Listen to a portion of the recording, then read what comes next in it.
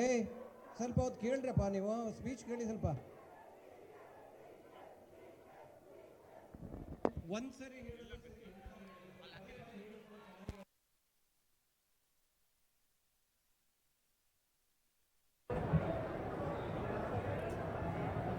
AICC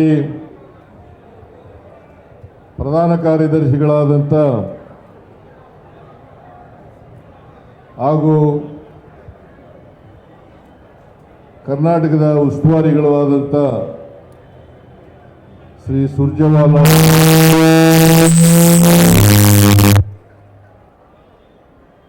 ಪ್ರದೇಶ ಕಾಂಗ್ರೆಸ್ ಸಮಿತಿಯ ಅಧ್ಯಕ್ಷರು ಉಪಮುಖ್ಯಮಂತ್ರಿಗಳು ಆದಂಥ ಶ್ರೀ ಡಿ.ಕೆ. ಶಿವಕುಮಾರ್ ಅವರೇ, ಎಐಸಿಸಿ ಎಲ್ಲ ಕಾರ್ಯದರ್ಶಿಗಳೇ, ನನ್ನ ಸಹೋದ್ಯೋಗಿ ಮಿತ್ರರೇ, ಇತರ ಎಲ್ಲ ಕಾಂಗ್ರೆಸ್ಸಿನ ಪದಾಧಿಕಾರಿಗಳೇ, ಮುಖಂಡರುಗಳೇ, ಶಾಸಕ ಮಿತ್ರರೇ, ಮಾಜಿ ಶಾಸಕರುಗಳೇ, ಲೋಕಸಭಾ ಸದಸ್ಯರೇ, ಮಾಜಿ ಲೋಕಸಭಾ ಸದಸ್ಯರೇ, ಮಾಜಿ ಮಂತ್ರಿಗಳೇ, ಮಾಜಿ ಮುಖ್ಯಮಂತ್ರಿಗಳಾದಂಥ ವೀರೇಶ್ ಮೊಯ್ಲಿ ಅವರೇ, ಇಲ್ಲಿ ಭಾಗವಹಿಸಿರ್ತಕ್ಕಂಥ ಆತ್ಮೀಯ ಕಾರ್ಯಕರ್ತ ಬಂಧುಗಳೇ, ತಾಯಂದಿರೇ, ಸುದ್ದಿ ಮಾಧ್ಯಮದ ಎಲ್ಲ ಗೆಳೆಯರೇ, ಇವತ್ತು ಪ್ರದೇಶ ಕಾಂಗ್ರೆಸ್ ಸಮಿತಿಯ ವತಿಯಿಂದ ಇತ್ತೀಚೆಗೆ ಬಿಜೆಪಿಯವರು ತಂದಿರತಕ್ಕಂಥ ವಿ.ಬಿ.ಜಿ. ರಾಮ್ಜಿ ಕಾಯ್ದೆ ಅದನ್ನು ತಂದಿರತಕ್ಕಂಥದ್ದು ಮನ್ರೇಗಾ ಕಾಯ್ದೆ ಏನಿತ್ತು ಆ ಕಾಯ್ದೆಯನ್ನು ರದ್ದು ಮಾಡಿ ವಿ.ಬಿ.ಜಿ. ರಾಮ್ಜಿ ಕಾಯ್ದೆಯನ್ನು ತಂದಿದ್ದಾರೆ. ಅವರು ದುರುದ್ದೇಶದಿಂದ ರಾಮ್ ಬರೋ ರೀತಿಯಲ್ಲಿ ಮಾಡಿದ್ದಾರೆ. ಆದರೆ ಅಲ್ಲಿ ಶ್ರೀರಾಮ ಇಲ್ಲ, ದಶರಥ ರಾಮ ಇಲ್ಲ, ಕೌಶಲ್ಯ ರಾಮ ಇಲ್ಲ, ಸೀತಾರಾಮ ಇಲ್ಲ. ಅದು ವಿಕಸಿತ ಭಾರತ,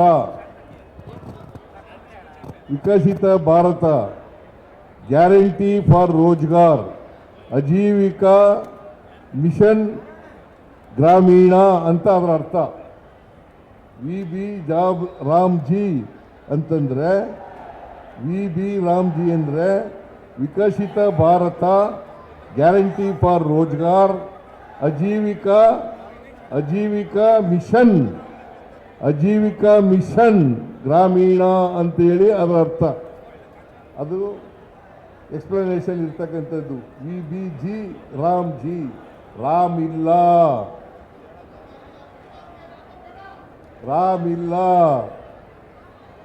ಮನ್ರೇಗಾ ಮಾಡಿದ್ದು 2005ರಲ್ಲಿ ಮನಮೋಹನ್ ಸಿಂಗ್ರವರು ಪ್ರಧಾನಮಂತ್ರಿ ಆಗಿರುವಾಗ, ಸೋನಿಯಾ ಗಾಂಧಿಯವರು ನಾಯಕಿಯಾಗಿರುವಾಗ ಈ ಕಾಯ್ದೆಯನ್ನು ಮಾಡಿದ್ದು. ಇದೊಂದೇ ಕಾಯ್ದೆ ಮಾಡಲಿಲ್ಲ ಮನಮೋಹನ್ ಸಿಂಗ್ರವರು. ಡೈರೆಕ್ಟಿವ್ ಪ್ರಿನ್ಸಿಪಲ್ಸ್ನಲ್ಲಿ ಇದ್ದಂಥ ಅನೇಕ ವಿಚಾರಗಳಿಗೆ, ಅನೇಕ ಸಮಸ್ಯೆಗಳಿಗೆ ಪರಿಹಾರ ಕೊಡ್ತಕ್ಕಂಥ ಕಾಯ್ದೆಗಳನ್ನು ಮಾಡಿದ್ರು. ಫಾರ್ ಎಕ್ಸಾಂಪಲ್, ಇದು ಒಂದು ಕಾಯ್ದೆ, ಮನ್ರೇಗಾ ಅಂತಕ್ಕಂಥದ್ದು ಒಂದು ಕಾಯ್ದೆಯನ್ನು ಮಾಡಿದ್ರು. ರೈಟ್ ಟು ಫುಡ್ ಅಂತಕ್ಕಂಥ ಕಾಯ್ದೆಯನ್ನು ಮಾಡಿದ್ರು. ರೈಟ್ ಟು ಎಂಪ್ಲಾಯ್ಮೆಂಟ್ ಅಂತಕ್ಕಂಥ ಕಾಯ್ದೆಯನ್ನು ಮಾಡಿದ್ರು. ರೈಟ್ ಟು ಎಜುಕೇಷನ್ ಅಂತಕ್ಕಂಥ ಕಾಯ್ದೆಯನ್ನು ಮಾಡಿದ್ರು. ರೈಟ್ ಟು ಇನ್ಫಾರ್ಮೇಷನ್ ಅಂತಕ್ಕಂಥ ಕಾಯ್ದೆಯನ್ನು ಮಾಡಿದ್ರು. ಫಾರೆಸ್ಟ್ ಆಕ್ಟನ್ನು ಮಾಡಿದ್ರು. ಇವೆಲ್ಲ ಮಾಡಿದ್ದು ಮನಮೋಹನ್ ಸಿಂಗ್ರವರ ಕಾಲದಲ್ಲಿ, ಕಾಂಗ್ರೆಸ್ ಕಾಲದಲ್ಲಿ. ಕಾಂಗ್ರೆಸ್ನ ಪ್ರಧಾನಮಂತ್ರಿಯಾಗಿದ್ದಂಥ ಮನಮೋಹನ್ ಸಿಂಗ್ರವರ ಕಾಲದಲ್ಲಿ ಮಾಡಿದ್ದದ್ದು. ಯಾವಾಗಲೂ ಕೂಡ ಬಡವರ ಬಗ್ಗೆ, ದಲಿತರ ಬಗ್ಗೆ, ಅಲ್ಪಸಂಖ್ಯಾತರ ಬಗ್ಗೆ, ಮಹಿಳೆಯರ ಬಗ್ಗೆ, ಕಾರ್ಮಿಕರ ಬಗ್ಗೆ, ರೈತರ ಬಗ್ಗೆ ಚಿಂತನೆ ಮಾಡ್ತಕ್ಕಂಥದ್ದು ಕಾಂಗ್ರೆಸ್ ಪಕ್ಷನೇ ಹೊರತು ಬೇರೆ ಪಕ್ಷ ಅಲ್ಲ ಅಂತಕ್ಕಂಥ ಮಾತುಗಳನ್ನು ಈ ಸಂದರ್ಭದಲ್ಲಿ ಹೇಳಲಿಕ್ಕೆ ಬಯಸ್ತಾ ಇದ್ದೇನೆ. ಇದನ್ನ ತಾವೆಲ್ಲರೂ ಕೂಡ ಅರ್ಥ ಮಾಡ್ಕೋಬೇಕಾಗ್ತದೆ. ಬಡವರ ಬಗ್ಗೆ ಮಾತಾಡ್ತಕ್ಕಂಥದ್ದು, ಮಹಿಳೆಯರ ಬಗ್ಗೆ ಮಾತಾಡ್ತಕ್ಕಂಥದ್ದು, ಅವ್ರಿಗೆ ಕಾರ್ಯಕ್ರಮಗಳನ್ನು ರೂಪಿಸ್ತಕ್ಕಂಥದ್ದು ಕಾಂಗ್ರೆಸ್ ಪಕ್ಷ ಮಾತ್ರ. ಬಿಜೆಪಿ ಆ ಎಲ್ಲ ಕಾರ್ಯಕ್ರಮಗಳನ್ನು ನಾಶ ಮಾಡಿ ಬಡವರಿಗೆ ಇವತ್ತು ಹಳ್ಳಿಗಾಡಿನಲ್ಲಿ ಉದ್ಯೋಗ ಸಿಕ್ಕಬಾರದಂತೆ ಮಾಡಿದ್ದಾರೆ. ಹಳ್ಳಿಗಾಡಿನಲ್ಲಿ ಸಿಕ್ಕಬಾರದಂತೆ ಮಾಡಿದ್ದಾರೆ. ಸುಮಾರು 53% ಮಹಿಳೆಯರು ಈ ಕೆಲಸವನ್ನು ಮಾಡ್ತಾ ಇದ್ರು, ಕೂಲಿ ಕೆಲಸವನ್ನು ಮಾಡ್ತಾ ಇದ್ರು. 28% ಪರಿಶಿಷ್ಟ ಜಾತಿ, ಪರಿಶಿಷ್ಟ ವರ್ಗ ಅವರು ಮಾಡ್ತಾ ಇದ್ರು. ಸುಮಾರು 5 ಲಕ್ಷ ಜನ ಅಂಗವಿಕಲರು ಈ ಕೆಲಸವನ್ನು ಮಾಡ್ತಾ ಇದ್ರು. ಇದನ್ನ ಇವತ್ತು RSSನವರು ಮಾರ್ಗದರ್ಶನ ಮಾಡ್ತಾರೆ. ಯಾಕೆಂತಂದ್ರೆ ಬಡವರಿಗೆ ಹಣಕಾಸು ಸಿಕ್ಕಬಾರದು, ಅವ್ರು ಯಾವಾಗಲೂ ಕೂಡ ಸೇವಕರಾಗೇ ಇರಬೇಕು. ನಿಮಗೆಲ್ಲ ಗೊತ್ತಿರಬೇಕು, ಒಂದು ಕಾಲದಲ್ಲಿ ಬಿಜೆಪಿಯವರು ಈ ಕಾಯ್ದೆಗಳು ಜಾರಿಗೆ ಬಂದಾಗ ಟೀಕೆಯನ್ನು ಮಾಡ್ತಾ ಇದ್ರು. ಇದು ಓಟ್ಗೋಸ್ಕರ ಮಾಡ್ತಾ ಇರ್ತಕ್ಕಂಥ ಕೆಲಸ. ಯಾರು ಹೇಳಿದ್ದು? ಬಿಜೆಪಿಯವರು ಹೇಳದಂತ ಮಾತುಗಳು. ಓಟ್ಗೋಸ್ಕರ ಮಾಡ್ತಾ ಇರ್ತಕ್ಕಂಥ ಕೆಲಸ. ಈ ಗ್ಯಾರಂಟಿ ಯೋಜನೆಗಳು ಓಟ್ಗೋಸ್ಕರ ಮಾಡ್ತಕ್ಕಂಥ ಕೆಲಸ ಅಂತಕ್ಕಂಥ ಮಾತುಗಳನ್ನ, ಬಿಜೆಪಿಯವರು ಹೇಳ್ತಕ್ಕಂಥ ಮಾತುಗಳನ್ನು ನಾವು ಇವತ್ತು ಮರೀಲಿಕ್ಕೆ ಸಾಧ್ಯ ಇಲ್ಲ.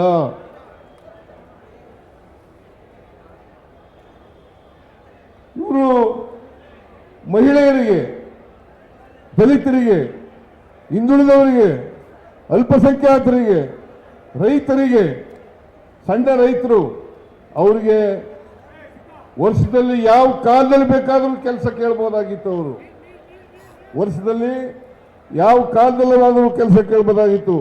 ಅವರು ವಾಸ ಮಾಡ್ತಕ್ಕಂಥ ಜಾಗದಲ್ಲೇ, ಅಕ್ಕಪಕ್ಕದಲ್ಲೇ ಮಾಡಬೇಕಾಗಿತ್ತು. ಮತ್ತೆ ಗ್ರಾಮ ಪಂಚಾಯಿತಿ, ಗ್ರಾಮ ಸಭೆಗಳು ಅವು ಎಲ್ಲಿ ಕೆಲಸ ಮಾಡಬೇಕು ಅಂತ ತೀರ್ಮಾನ ಮಾಡ್ತಾ ಇದ್ದೋ. ನಿಮಗೆ 73ನೇ 74ನೇ ತಿದ್ದುಪಡಿಗಳ ಮೂಲಕ ಏನು ಗ್ರಾಮ ಪಂಚಾಯಿತಿಗಳಿಗೆ ಅಧಿಕಾರ ಕೊಟ್ಟಿತ್ತು, ಅಧಿಕಾರವನ್ನ ಕಿತ್ಕೊಳ್ತಕ್ಕಂಥ ಕೆಲಸವನ್ನ ಮಾಡ್ತಾ ಇದ್ದಾರೆ. ಈಗ ಕೇಂದ್ರ ತೀರ್ಮಾನ ಮಾಡಬೇಕು. ಗ್ರಾಮದಿಂದ ದಿಲ್ಲಿಗೆ ಹೋಗಿದೆ. ಈಗ ದಿಲ್ಲಿನಲ್ಲಿ ತೀರ್ಮಾನ ಮಾಡೋದು, ಇಂಥ ಪಂಚಾಯತಿನಲ್ಲಿ ಕೆಲಸ ಇದೆ ಅಂತೇಳಿ, ಕೆಲಸ ಮಾಡಬೇಕು ಅಂತೇಳಿ ತೀರ್ಮಾನ ಮಾಡೋರು ದಿಲ್ಲಿ. ಮೊದಲು ಮನ್ರೇಗಾ ಕಾಯ್ದೆ ಪ್ರಕಾರ ಎಲ್ಲಿ ತೀರ್ಮಾನ ಆಯ್ತಿತ್ತು? ಗ್ರಾಮ ಪಂಚಾಯಿತಿಗಳಲ್ಲಿ ಮತ್ತು ಗ್ರಾಮ ಸಭೆಗಳಲ್ಲಿ. ಈಗ ದಿಲ್ಲಿನಲ್ಲಿ ಅವರು ಯಾವ ಪಂಚಾಯತಿನ ಆಯ್ಕೆ ಮಾಡ್ತಾರೆ ಆ ಪಂಚಾಯತಿಲಿ ಕೆಲಸ ಸಿಗ್ತದೆ. ನಿಮಗೆ ಎಲ್ಲ ಗ್ರಾಮ ಪಂಚಾಯಿತಿಗಳಲ್ಲೂ ಕೂಡ ಕೆಲಸ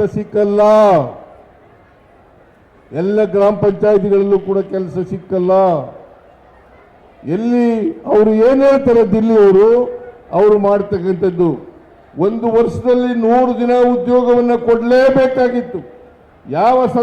ಯಾವಾಗ ಕೇಳ್ತಾರೆ, ಯಾವ ಭಾಗದಲ್ಲಿ ಕೇಳ್ತಾರೆ, ಅವ್ರ ಜಮೀನಿನಲ್ಲಿ ಕೇಳ್ತಾರೆ, ಅಂತ ಭಾಗದಲ್ಲಿ ಕೆಲಸವನ್ನು ಕೊಡಲೇಬೇಕಾದಂಥದ್ದು. ಇದು ಸಂವಿಧಾನಿಕವಾದಂತಹ ಹಕ್ಕನ್ನು ಕೊಟ್ಟಿತ್ತು ಮನ್ರೇಗಾ ಮೂಲಕ. ಈಗ ಹಕ್ಕು ಇಲ್ಲ. ಆ ಹಕ್ಕನ್ನ ಕಿತ್ಕೊಂಡಿದ್ದಾರೆ. ಅದಕ್ಕೋಸ್ಕರ ಪ್ರತಿಭಟನೆ. ಅದ್ರ ಜೊತೆಗೆ ಈಗ 100ಕ್ಕೆ 100 ವೇಜಸ್ ಅನ್ನ ಕೊಡ್ತಾ ಇದ್ದದ್ದು ಕೇಂದ್ರ ಸರ್ಕಾರ. ಅದನ್ನ ಮನಮೋಹನ್ ಸಿಂಗ್ ಅವರ ಸರ್ಕಾರನೇ ತೀರ್ಮಾನ ಮಾಡಿತ್ತು. 100ಕ್ಕೆ 100 ವೇತನವನ್ನು ಕೊಡ್ತಾ ಇದ್ದದ್ದು 100ಕ್ಕೆ 100 ಅಂದ್ರೆ ₹100 ಖರ್ಚಾದ್ರೆ ₹100 ಅವರೇ ಕೊಡಬೇಕಾಗಿತ್ತು. 1,000 ಖರ್ಚಾದ್ರೆ ಅವರೇ ಕೊಡಬೇಕಾಗಿತ್ತು. 1 ಕೋಟಿ ಖರ್ಚಾದ್ರೆ ಅವರೇ ಕೊಡಬೇಕಾಗಿತ್ತು. ಕನಿಷ್ಠ ಒಂದು ಪಂಚಾಯಿತಿಗೆ ₹1 ಕೋಟಿ ಸಿಗ್ತಾ ಇತ್ತು.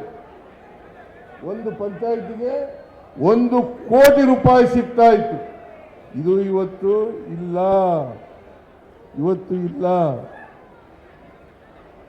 ಇದನ್ನ ನೀವು ಅರ್ಥ ಮಾಡ್ಕೋಬೇಕಾಗ್ತದೆ. ಆದ್ರಿಂದ ರಾಜ್ಯ ಸರ್ಕಾರ ಇವತ್ತು ಇವರು ಮಾಡಿರ್ತಕ್ಕಂಥ ಹೊಸ ಕಾಯ್ದೆ ಪ್ರಕಾರ ವಿಬಿಜಿ ರಾಮ್ಜಿ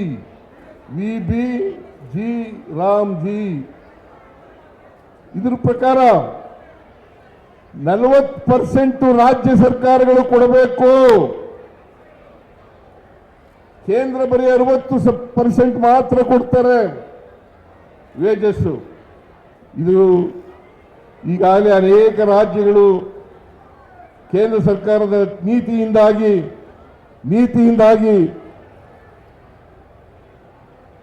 ಅವುಗಳು ಕಷ್ಟದಲ್ಲಿ ಸಿಕ್ಕಾಕೊಂಡಿದ್ದಾವೆ ಅಂತಕ್ಕಂಥದನ್ನ ಮರೆತು ಇವತ್ತು ಕೇಂದ್ರ ಸರ್ಕಾರ ಮಾಡ್ತಾ ಇದೆ. ಆದ್ರಿಂದ ಇದನ್ನ ಪ್ರತಿಭಟಿಸಬೇಕು ಅನ್ನತಕ್ಕಂಥದ್ದು ನಮ್ಮ ಸರ್ಕಾರ ಮತ್ತು ಪಕ್ಷ ಮತ್ತೆ ಕೇಂದ್ರ ಇಡೀ ದೇಶದಲ್ಲಿ ಇದನ್ನ ಪ್ರತಿಭಟಿಸಬೇಕು. ಎಲ್ಲಿವರೆಗೆ ಪ್ರತಿಭಟಿಸಬೇಕು ಅಂತಂದ್ರೆ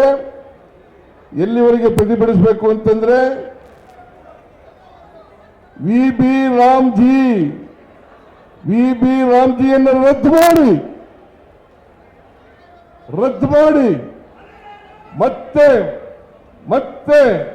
ಮನ್ರೇಗಾವನ್ನು ಪುನಃಸ್ಥಾಪನೆ ಮಾಡೋವರೆಗೂ ನಾವು ಹೋರಾಟವನ್ನ ಮಾಡಬೇಕಾಗ್ತದೆ. ನೀವೆಲ್ಲ ರೆಡಿ ಇದೀರಲ್ಲ? ಇಡೀ ದೇಶ ಇವತ್ತು ಮಾಡಬೇಕು. ಹಿಂದೆ ಒಂದು ಸಾರಿ ರೈತರ ಕಾಯ್ದೆಗಳನ್ನು ಮಾಡಿದ್ರು, ರೈತ ವಿರೋಧಿ ಕಾಯ್ದೆಗಳನ್ನು ಮಾಡಿದ್ರು. ಅವುಗಳನ್ನು ವಾಪಸ್ ತಗೊಳ್ಳೋವರೆಗೂ ಕೂಡ ರೈತರು ಹೋರಾಟ ಮಾಡಿದ್ರು. ಈ ಸಾರಿ ರೈತರ ಜೊತೆಗೆ ಕಾರ್ಮಿಕರು ಕೂಡ ಸೇರ್ಕೊಳ್ತಾರೆ, ಮಹಿಳೆಯರು ಕೂಡ ಸೇರ್ಕೊಳ್ತಾರೆ. ಆದ್ರಿಂದ ಈ ಕಾಯ್ದೆ ವಾಪಸ್ ಆಗೋವರೆಗೆ ನಮ್ಮ ಹೋರಾಟ ನಿಲ್ಲಬಾರದು ಅಂತಕ್ಕಂಥ ಮಾತುಗಳನ್ನು ಈ ಸಂದರ್ಭದಲ್ಲಿ ಕಾರ್ಯಕರ್ತ ಬಂಧುಗಳಿಗೆ ತಿಳಿಸಲಿಕ್ಕೆ ಬಯಸ್ತಾ ಇದ್ದೇನೆ.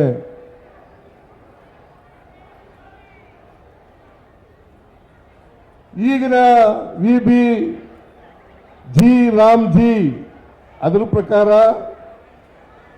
ಹಕ್ಕಲ್ಲ, ಅದು ನಮ್ಮ ಹಕ್ಕಲ್ಲ. ಈ ಹಕ್ಕನ್ನ ಕಿತ್ಕೊಳ್ತಕ್ಕಂಥ ಕೆಲಸವನ್ನು ಮಾಡ್ತಾ ಇದ್ದಾರೆ. ಇದರ ಹಿಂದ್ಗಡೆ ಇರೋರು ಯಾರು ಗೊತ್ತಾ ನಿಮ್ಗೆ? RSS. ಯಾಕೆಂದ್ರೆ ಬಡವರು ಬಲಯುತವಾಗಬಾರದು. ಅವ್ರು ಯಾವಾಗಲೂ ಕೂಡ ಸೇವಕರಾಗೇ ಇರಬೇಕು. ಆದ್ರಿಂದ ಸಮಾಜದಲ್ಲಿ ಬದಲಾವಣೆ ಆಗಬಾರದು, ಅಸಮಾನತೆ ಹೋಗಬಾರದು. ಅಸಮಾನತೆ ಹೀಗೇ ಮುಂದುವರೆದ್ರೆ ಬಡವರನ್ನ ಉಪಯೋಗಿಸ್ಕೊಳ್ಳಿಕ್ಕೆ ಸಾಧ್ಯ ಆಗ್ತದೆ ಅಂತಕ್ಕಂಥದ್ದು RSSನವರ ಹುನ್ನಾರ.